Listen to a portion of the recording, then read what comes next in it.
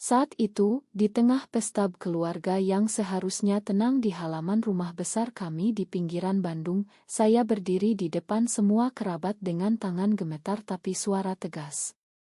Ibu, bapak, saudara-saudara semua, izinkan saya memperkenalkan Rina, istri saya yang sudah menikah sah dengan saya 2 tahun lalu di Singapura. Reaksi langsung meledak seperti bom, jeritan kaget ibu saya memecah udara, ayah saya membeku dengan wajah memerah, sementara sepupu-sepupu saling pandang dengan mata membelalak. Rina berdiri di samping saya, tangannya mencengkeram lengan saya lebih erat, wajahnya pucat tapi mata tetap tenang seperti biasa. Dalam hitungan detik, suasana yang tadinya penuh tawa dan aroma sate berubah menjadi kekacauan total. Saya tahu saat itu juga bahwa pengumuman ini bukan hanya soal keluarga, ini berarti akhir dari segala ambisi politik saya yang baru saja mencapai puncak di Partai Demokratik Indonesia. Tapi saya tidak punya pilihan lagi. Semua berawal dari 5 tahun lalu, ketika saya dan Rina pertama kali bertemu di kampus Universitas Indonesia di Jakarta. Kami berdua kuliah jurusan ilmu politik, dua gadis berambisi dari keluarga biasa yang bermimpi mengubah negeri ini. Saya, Nadia, anak sulung dari keluarga guru di Bandung, selalu menjadi yang paling gigih di kelas. Rina, putri seorang pengusaha kecil dari Surabaya, memiliki senyum yang tenang tapi otak yang tajam seperti pisau. Kami bertemu pertama kali di debat kampus tentang reformasi hukum pernikahan. Saya berargumen keras soal kesetaraan, dia menyanggah dengan data ekonomi yang membuat saya terkesan. Malam itu, setelah debat, kami ngobrol sampai pagi di kantin kampus yang sepi. Kamu berani sekali bicara soal hal-hal yang orang lain takut sentuh, katanya sambil menatap saya dengan mata hitam pekat. Saya tertawa, tapi hati saya sudah berdegup aneh. Itu awal dari segalanya. Kami mulai belajar bersama, lalu makan malam berdua, lalu akhirnya suatu malam di kosannya, kami saling mengakui perasaan yang tak bisa lagi dipungkiri. Ini gila, Nad, bisik Rina saat kami berpelukan pertama kali. Di Indonesia, ini bisa menghancurkan kita berdua. Tapi kami tidak peduli. Kami menyembunyikan semuanya dengan sempurna. Di kampus, kami hanya teman dekat. Di rumah, kami pura-pura sibuk organisasi. Tapi di balik itu, cinta kami tumbuh kuat. Setelah lulus, kami masuk ke dunia nyata yang jauh lebih kejam. Saya bergabung dengan partai sebagai staf muda, Rina menjadi konsultan strategi di perusahaan multinasional yang punya koneksi politik. Persaingan langsung dimulai. Saya harus bersaing dengan rekan-rekan pria yang lebih senior untuk posisi koordinator kampanye daerah. Rina, di sisi lain, naik cepat karena kecerdasannya dalam menganalisis data pemilih. Kami saling dukung diam-diam setiap malam di apartemen kecil kami di Jakarta Selatan yang kami sewa atas nama teman, kami membahas strategi. Kamu harus lebih agresi, Nad. Jangan biarkan mereka anggap kamu lemah karena perempuan, katanya sambil memijat pundak saya yang pegal. Saya mengangguk, tapi di dalam hati saya tahu bahwa rahasia kami adalah bom waktu. Tahun pertama karir kami berjalan lancar. Saya berhasil memenangkan proyek kecil untuk partai, Rina dapat klien besar. Tapi tekanan mulai muncul. Keluarga saya mulai menanyakan kapan saya menikah. Kamu sudah 27, Nad. Jangan cuma kerja terus, kata ibu saya di telepon. Saya tersenyum pahit. Rina juga menghadapi hal sama dari orang tuanya di Surabaya. Kami memutuskan untuk menikah secara sah di Singapura saat liburan diam-diam, upacara sederhana di sebuah kapel kecil, hanya kami berdua dan 2 saksi lokal. Saat itu terasa sempurna. Sekarang kamu milikku selamanya, bisik Rina sambil memasang cincin sederhana di jari saya.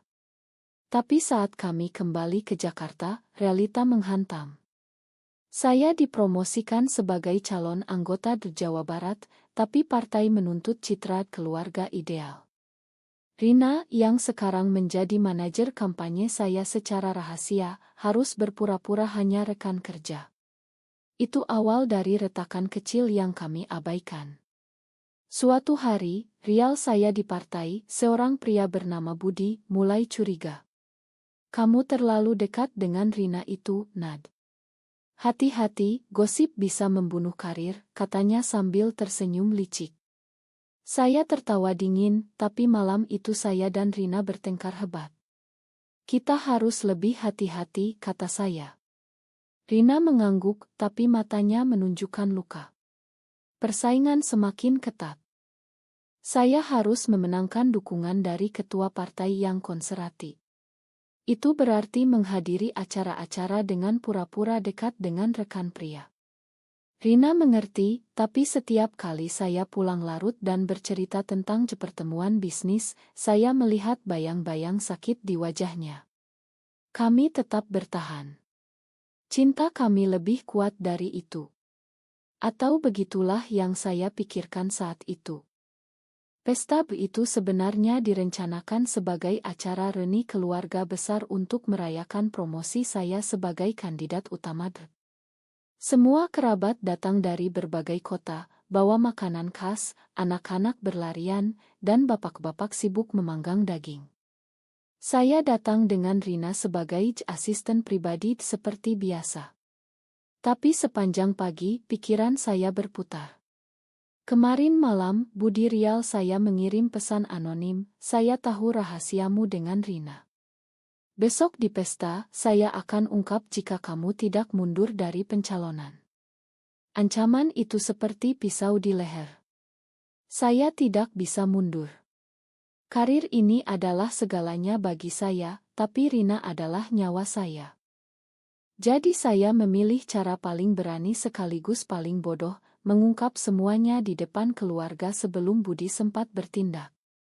Saat ayah saya mengangkat gelas untuk bersulang, saya berdiri. Reaksi awal adalah kebingungan. Istri. Apa maksudmu, Nad? Tanya ibu saya dengan suara bergetar. Lalu ketika Rina maju selangkah dan mengangguk hormat, semuanya runtuh. Sepupu laki-laki saya berteriak, ini gila. Kamu lesbi. Tante saya pingsan di kursi.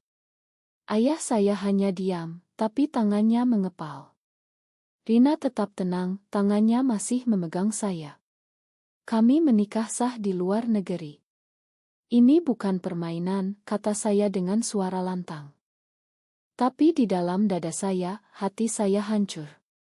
Saya ingat bagaimana semuanya dimulai dari kampus dulu, lalu bagaimana karir kami naik bersama. Setelah menikah diam-diam, kami kembali ke Jakarta dengan semangat baru. Tapi dunia politik Indonesia tidak ramah. Saya harus menghadiri rapat-rapat malam yang penuh pria, mendengar lelucon kasar tentang perempuan. Rina dari kantornya selalu mengirim pesan dukungan. Kamu bisa, sayang. Aku di belakangmu. Tapi tekanan semakin berat. Suatu proyek besar untuk reformasi pendidikan daerah datang. Saya dan Budi bersaing ketat. Untuk menang, saya harus berkorban. Saya menerima tawaran dari ketua partai untuk menjalin hubungan baik dengan putrinya secara publik demi citra. Bukan pacaran sungguhan, hanya oto-oto media. Rina marah besar saat tahu. Kamu rela pura-pura demi kursi itu? Tanyanya malam itu di apartemen. Air matanya jatuh. Saya memeluknya erat. Ini sementara. Demi kita berdua. Kalau aku menang, kita bisa lebih bebas. Dia mengangguk, tapi saya tahu luka itu dalam. Itu keputusan dingin pertama saya. Hasilnya, saya menang proyek itu. Karier saya melonjak. Tapi di rumah, Rina semakin pendiam. Dia mulai bekerja lebih keras, mengambil proyek luar kota. Kami bertemu jarang. Suatu malam, dia pulang dengan wajah lelah. Aku ketemu klien baru. Dia bilang partai kita korup. Kamu tahu itu? Saya membeku. Informasi itu bisa menghancurkan saya jika bocor. Tapi Rina memilih diam demi saya. Cinta dan kesetiaan kami diuji lagi. Sementara itu Budi semakin dekat dengan rahasia kami. Dia pernah melihat kami berpelukan di parkiran kantor. Ancaman mulai datang lewat pesan tak dikenal. Saya panik. Rina bilang kita hadapi bersama. Tapi saya memilih cara sendiri, membocorkan skandal kecil Budi ke media untuk menjatuhkannya. Itu berhasil.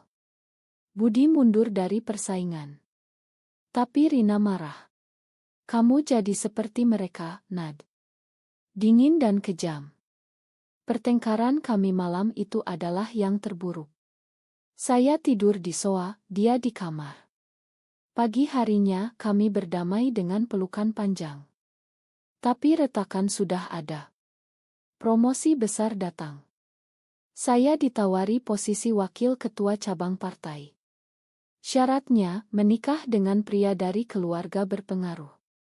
Saya tolak mentah-mentah. Tapi ketua partai mengancam akan menyelidiki kehidupan pribadi saya.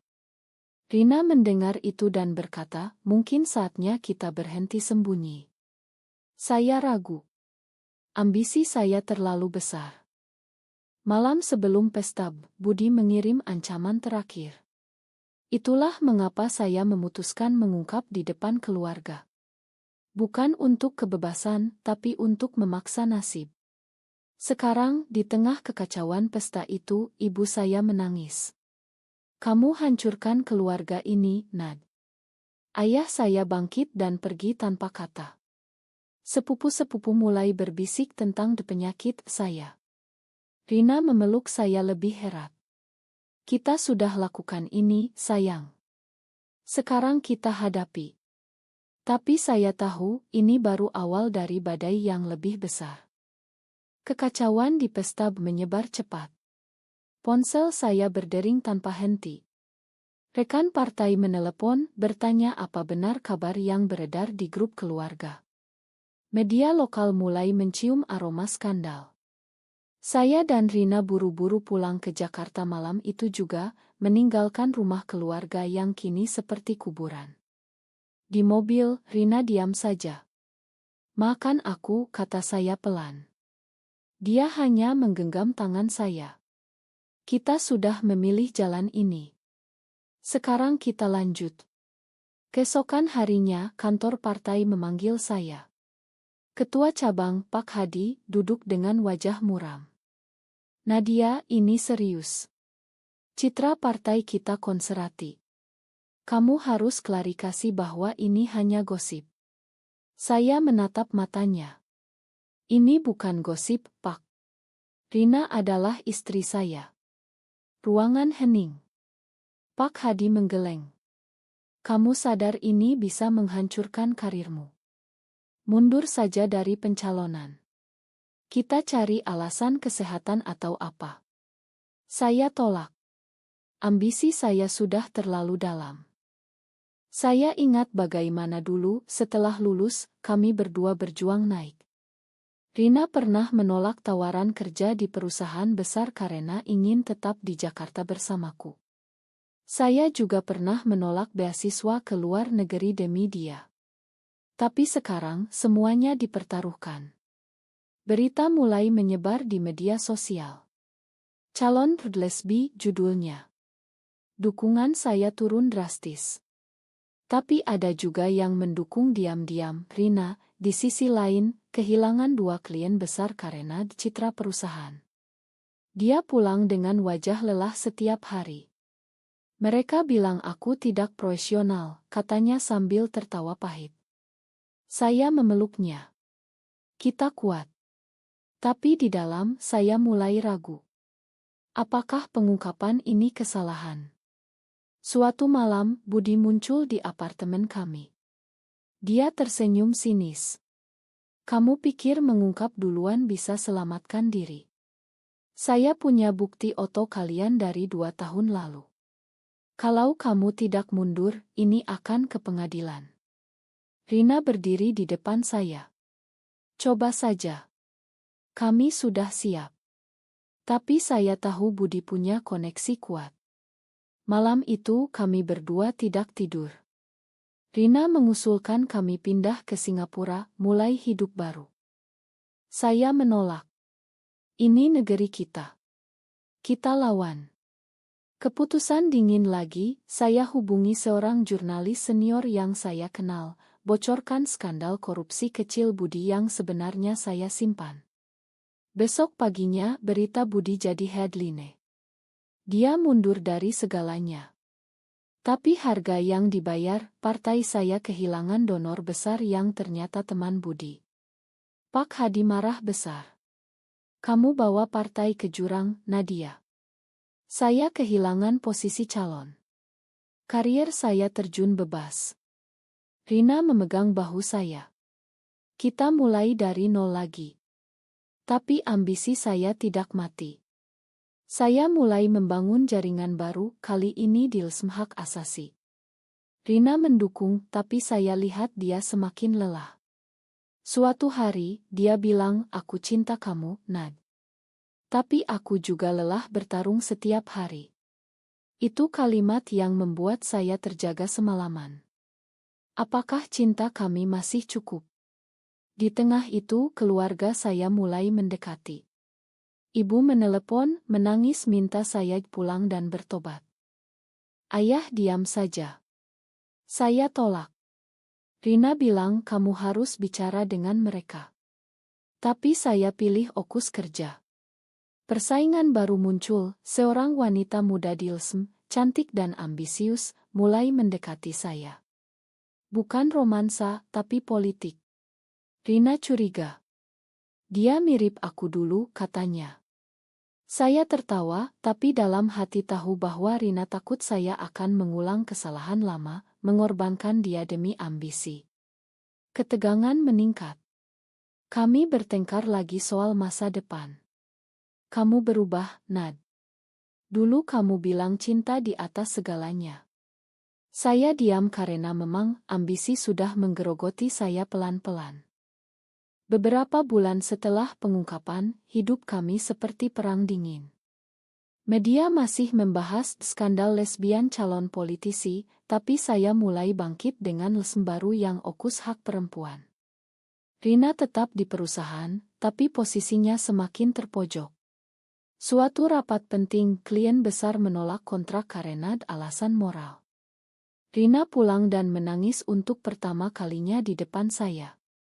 Aku sudah capek, Nad. Mungkin kita memang tidak bisa menang di sini. Saya memeluknya lama. Malam itu kami bicara panjang. Saya ceritakan semua pengorbanan yang pernah saya buat demi karir, pura-pura dekat dengan pria, membocorkan rahasia rekan, bahkan hampir mengorbankan Rina sekali. Dia mendengarkan tanpa marah. Kamu lakukan itu karena cinta kita juga, kan? Tanyanya. Saya angguk. Tapi kenyataan menyakitkan, cinta kami sekarang seperti beban. Di LSM, saya naik cepat. Bos saya, seorang akti senior, melihat potensi. Kamu punya cerita kuat, Nadia. Gunakan itu untuk kampanye nasional. Tawaran itu menggiurkan. Tapi ada syarat, saya harus tampil sebagai ikon perjuangan tanpa pasangan resmi. Artinya, Rina harus tetap dibayang-bayang. Saya terima tawaran itu. Rina tahu dan hanya bilang, aku mengerti. Tapi saya lihat dia mulai mencari kerja di luar kota. Persaingan internal di LSM juga ketat. Seorang rekan, Maya, mulai bersaing dengan saya untuk posisi direktur proyek. Maya cerdas, cantik, dan punya jaringan luas. Kami sering debat di rapat, tapi di balik itu ada ketegangan aneh. Rina curiga Maya mendekati saya. Dia tahu rahasia kita, tanya Rina suatu malam. Saya geleng, tapi sebenarnya Maya pernah melihat saya dan Rina di acara. Tekanan semakin tinggi. Suatu hari, Maya mengajak saya makan malam di diskusi proyek. Saya pergi. Di sana, dia bilang aku tahu tentang Rina. Tapi aku bisa bantu kamu naik lebih tinggi jika kita kerja sama. Tawaran itu jelas, aliansi atau ancaman. Saya pulang dan cerita ke Rina. Dia diam lama. Kamu akan terima. Saya jawab jujur, ini demi kita. Malam itu kami tidur saling membelakangi. Keputusan dingin lagi, saya terima aliansi dengan Maya, tapi tanpa romansa. Hasilnya, proyek besar kami menang. Saya dipromosikan. Rina kehilangan pekerjaan terakhirnya karena gosip yang entah dari mana. Dia diam saja, tapi saya tahu dia patah. Aku akan cari yang baru, katanya. Tapi saya lihat dia semakin menjauh. Keluarga Rina di Surabaya memutus hubungan total. Orang tuanya kirim surat, kamu bukan anak kami lagi. Rina menangis di pelukan saya. Mungkin aku yang salah memilihmu. Kata-kata itu seperti pisau. Saya mulai bertanya-tanya apakah pengungkapan Dip dulu adalah kesalahan atau ambisi saya sekarang membawa kami ke tepi jurang. Suatu malam, Maya datang ke kantor saya dengan dokumen. Ada bukti Rina bocorkan data perusahaan lama ke media. Kalau ini keluar, karirmu hancur. Saya tahu itu bohong, tapi Maya ingin saya tinggalkan Rina. Saya konfrontasi Rina. Dia marah. Kamu percaya dia daripada aku. Pertengkaran besar terjadi. Saya tidur di hotel. Keesokan harinya, saya putuskan untuk bertarung. Saya tolak Maya, ungkap triknya ke bos. Maya mundur. Tapi kerusakan sudah terjadi. Rina bilang aku butuh waktu sendiri. Dia pindah ke apartemen kecil sendirian. Saya sendirian di rumah besar yang dulu kami bayar bersama.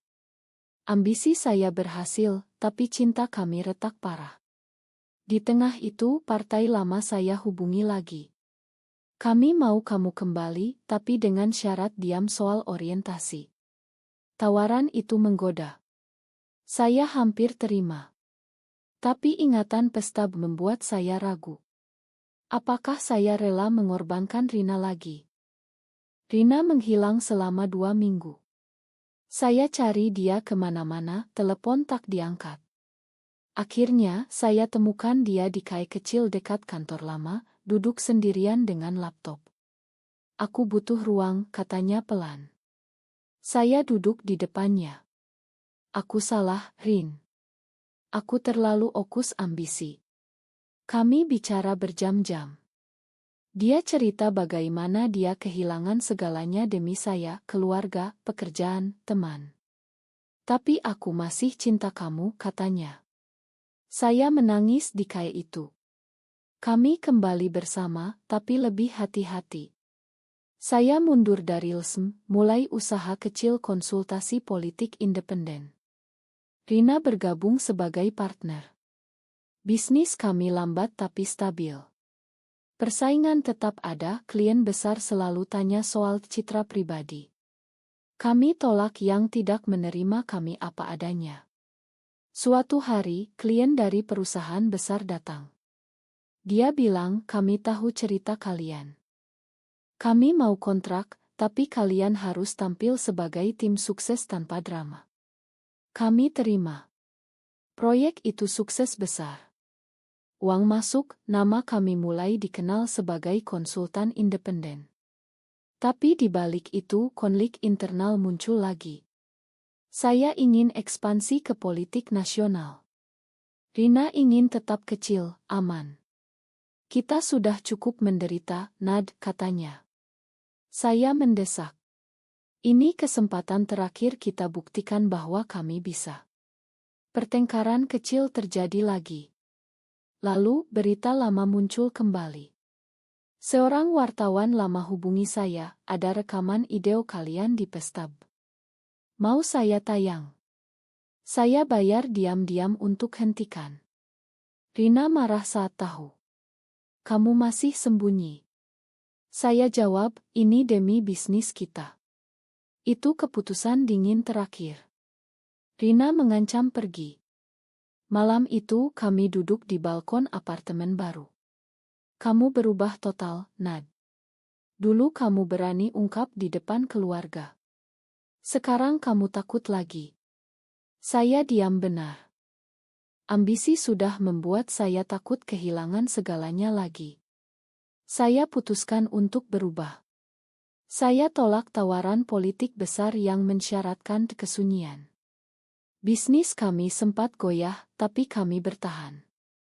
Keluarga saya mulai melunak. Ibu datang ke Jakarta bertemu Rina pertama kali secara resmi. Aku tidak setuju, tapi aku lihat kalian saling jaga, katanya. Itu langkah kecil. Tapi Rina bahagia. Kami mulai rencanakan hidup lebih tenang. Namun, persaingan tidak pernah berhenti. Seorang kompetitor baru muncul, mantan rekan saya, yang tahu semua rahasia lama. Dia tawarkan kerjasama atau ancam bocorkan masa lalu. Saya dan Rina diskusikan semalaman. Kita lawan bersama, kata Rina. Kami tolak tawaran itu, siap hadapi apapun. Hasilnya, kompetitor itu mundur karena kami punya bukti balik. Kemenangan kecil itu membuat kami lebih kuat. Tapi saya tahu, setiap langkah maju masih bawa risiko. Cinta kami sekarang lebih dewasa, tapi luka lama masih ada. Saya sering bertanya pada diri sendiri, apakah semua ini layak? Tahun berganti, bisnis kami tumbuh stabil. Kami pindah ke rumah kecil di pinggiran Jakarta, jauh dari sorotan. Saya masih aktif di LSM kecil, Rina Okus konsultasi. Keluarga besar mulai menerima pelan-pelan. Ayah saya bahkan telepon Rina di hari ulang tahunnya. Tapi masyarakat luas masih sulit. Setiap kali kami tampil di acara, bisik-bisik muncul. Kami belajar hidup dengan itu. Suatu malam kami duduk di teras, memandang lampu kota. Rina memegang tangan saya. Terima kasih sudah berani ungkap dulu di itu. Meski hancur, kita bangun lagi. Saya tersenyum. Kamu yang kuat, Rin. Aku hampir menyerah berkali-kali. Kami saling pandang, momen romantis yang sederhana tapi dalam. Tapi ambisi lama saya muncul lagi saat tawaran posisi nasional datang. Kali ini tanpa syarat sembunyi. Kita coba, tanya saya. Rina mengangguk. Bersama. Kami terima. Kampanye dimulai kecil. Dukungan datang dari kelompok progresi. Tapi lawan lama muncul, sebarkan isu lama. Kali ini kami hadapi bersama di depan media. Ya, kami pasangan sesama jenis. Dan kami bangga, kata saya dalam konferensi. Rina di samping saya, tersenyum. Skandal meledak lagi, tapi kali ini kami siap. Karier kami naik pelan. Bukan karena sembunyi, tapi karena kerja keras. Keluarga Rina akhirnya datang ke Jakarta, meski kaku. Semua bukan akhir bahagia sempurna, tapi perjuangan terus. Setiap kemenangan kecil datang dengan harga, teman hilang, keluarga ragu, kesehatan terganggu. Tapi cinta kami bertahan. Suatu hari, di acara kecil, saya lihat Rina bicara dengan anak muda yang terinspirasi cerita kami. Kalian buktikan bahwa cinta bisa menang, kata anak itu. Saya peluk Rina malam itu. Kita sudah cukup bertarung. Tapi di dalam hati, saya tahu perjuangan belum selesai. Ambisi dan cinta selalu bertarung. Apakah benar cinta sejati harus dibayar dengan pengorbanan sebesar ini, atau seharusnya ada jalan di mana ambisi dan kebahagiaan bisa berdampingan tanpa pengkhianatan?